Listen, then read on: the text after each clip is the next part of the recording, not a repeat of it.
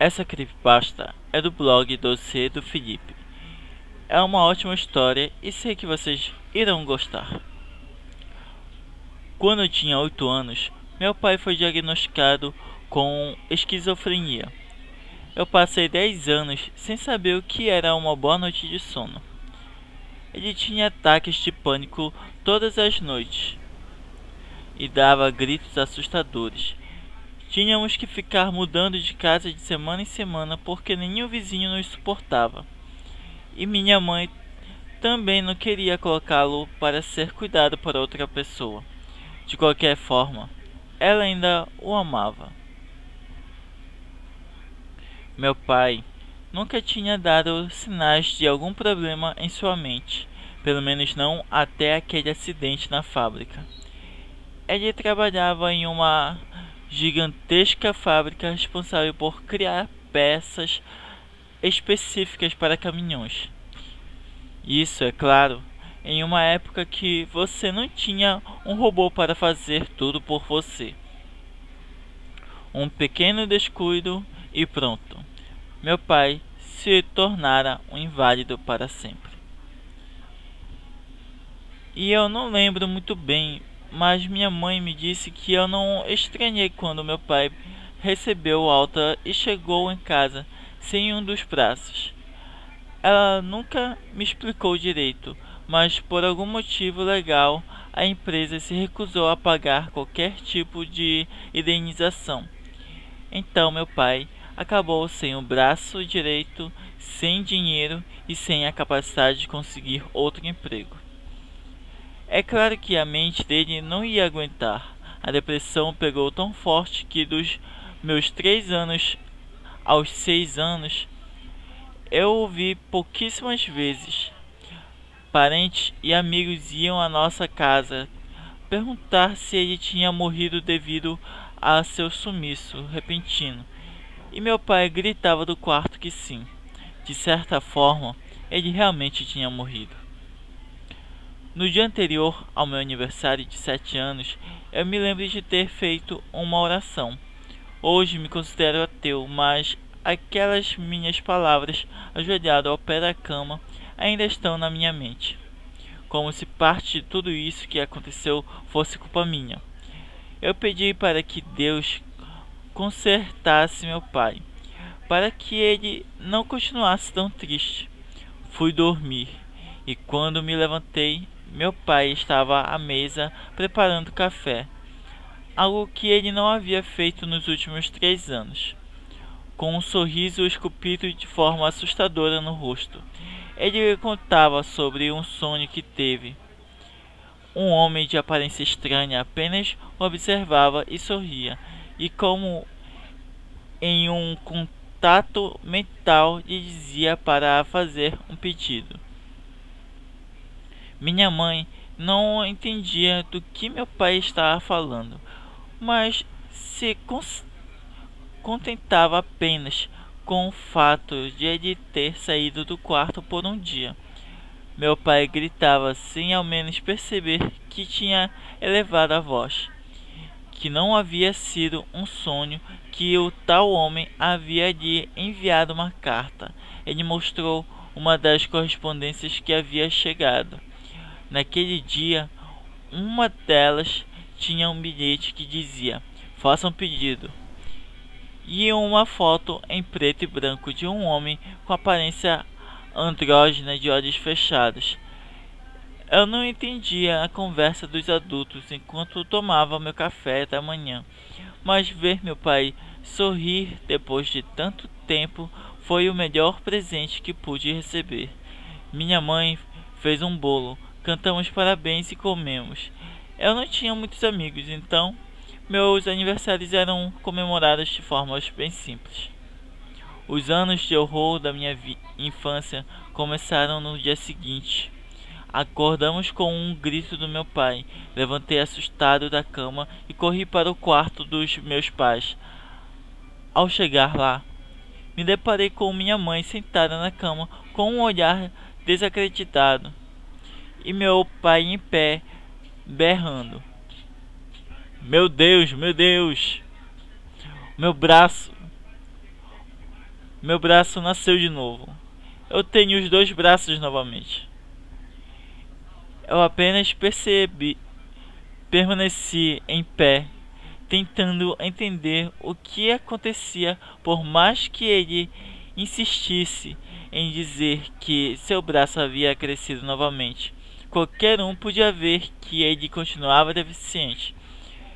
Ele corria pela casa, agarrando objetos imaginários e gritando para nós: Vocês estão vendo isso? Vocês estão vendo isso? Quando ele tentou conseguir um emprego, mas não pôde porque não tinha um braço. Quando ele contou e mostrou para os amigos, mas ninguém era capaz de vê-lo, ele surtou de vez.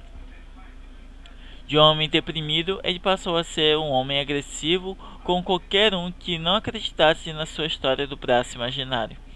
Isso até nem foi um problema por um bom tempo, até que ele começou a dizer que escamas começaram a nascer no braço. Ele dizia que cada vez mais perdia o controle daquele braço, como se ele estivesse se controlando sozinho. E assim as noites de sono perdida pelos gritos do meu pai começaram. Com muito esforço, o médico o examinou e concluiu que ele era esquizofrênico. Desde então, minha mãe decidiu que a melhor opção era deixá-lo trancado em um quarto para que ele não representasse um perigo para mim. Você pode achar uma atitude egoísta e absurda, mas na década de 80 era assim que as pessoas com qualquer tipo de problema mental eram tratadas. Era tudo uma questão de cultura da época. Os anos se passaram e eu morei em muitos lugares, muitas casas diferentes, até que fui morar em uma minha. Com 20 anos de idade, eu saí de casa e aluguei um apartamento. O prédio era bastante antigo e o apartamento não era um dos melhores. Mas para um jovem que quer sair das asas dos pais, era o suficiente. Eu descobri um mundo novo, estudei, fiz amigos, conheci lugares e me distanciei cada vez mais dos meus pais.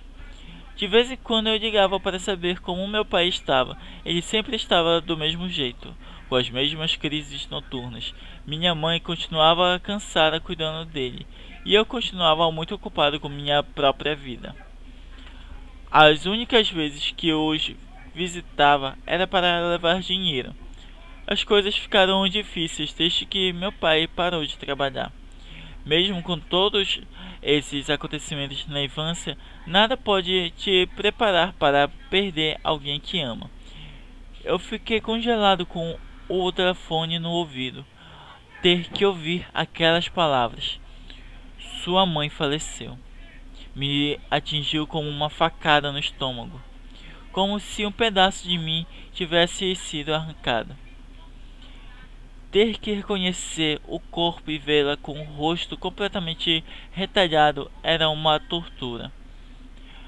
A casa não tinha sinais de arrombamento ou qualquer tipo de invasão. A polícia só foi até o local porque os vizinhos ouviram meu pai gritar durante horas: Eu a matei, eu a matei. O problema é que por mais que meu pai gritasse que ele a havia matado e que ele deveria ser preso, é que, em primeiro lugar, ninguém ouve o protesto de uma pessoa fora de consciência. E em segundo lugar, a perícia constatou que as facadas foram feitas por uma pessoa destra, e como meu pai não tinha o braço direito, ele não podia ter sido o assassino. Agora era minha responsabilidade de cuidar dele. Mas eu não conseguia sequer olhá-lo nos olhos. Não importava o que a polícia tinha dito, eu sabia a verdade. Eu sabia quem tinha matado a minha mãe. Meu pai era um homem comum e isso era o que assustava mais. Era como o Hannibal Lecter. Ele transparecia a psicopatia com uma calma e tranquilidade indescritível. Você sabe que eu não posso ficar com você, não é? Claro. E eu também não quero. Ele disse com um olhar sério, mas podia ver uma lágrima lutando para não descer. Eu vou pagar o melhor asilo daqui da cidade. Eu te amo, filho. Ele me interrompeu e eu queria dizer que também o amava, mas meus lábios tremeram, mas nada saiu. Eu vou te levar amanhã, tudo bem? Eu não a matei, quer dizer, eu a matei, mas eu não queria. Isso não importa agora, pai. Ele tirou um papel dobrado do bolso e me entregou. O papel cheirava a velhice. Eu pedi errado. Eu tentei pedir de novo, mas eu acho que ele só realiza um único desejo. Você precisa consertar isso, filho. Eu não me importo se eu tiver que morrer, contanto que você consiga consertar isso. Eu abri o papel que ele havia me dado. Era aquela mesma foto do homem de olhos fechados que ele havia recebido um dia antes de tudo e todo esse pesadelo começar. Guardei o papel no bolso sem dar muita atenção e saí. Cuidado com o que pede, filho, ele disse enquanto eu me afastava. Um ano se passou desde que minha mãe morreu e meu pai foi morar no asilo. Eu nunca o visitei desde então, e aquela foto ficou guardada com outras coisas velhas também. No meu aniversário de 27 anos, o rosto da minha mãe não saía da mente. Lembrei-me de como ela preparava um bolo de limão, meu favorito. Lembrei-me de como ela fazia questão de me dar os parabéns às 10h27, que era o horário exato que eu nasci.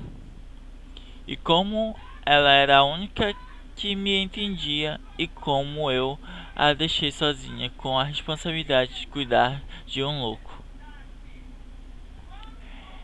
Eu peguei a foto perdida dentro de uma caixa de papelão e a encarei. Me sentia um estúpido por ainda pensar nessa possibilidade. Eu apenas olhei e sussurrei: eu quero ver minha mãe de novo.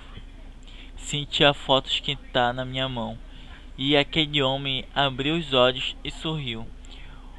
Fora o fato de a foto ter se mexido diante dos meus olhos, o sorriso dele era assustador, quase debochado. Você deve estar se perguntando se os pedidos feitos àquela imagem assustadora se realizam. Sim, se realizam. Eu vi minha mãe novamente. Agora, para onde quer que eu olhe, ela está lá, me observando, com o rosto completamente retalhado, caminhando a passos tortos, quase convulsionando, com as gotículas de sangue fresco escorrendo pelo seu tórax. E eu daria qualquer coisa para eu não vê-la novamente. E você? Qual é o seu maior desejo? Mas lembre-se, cuidado com o que pede.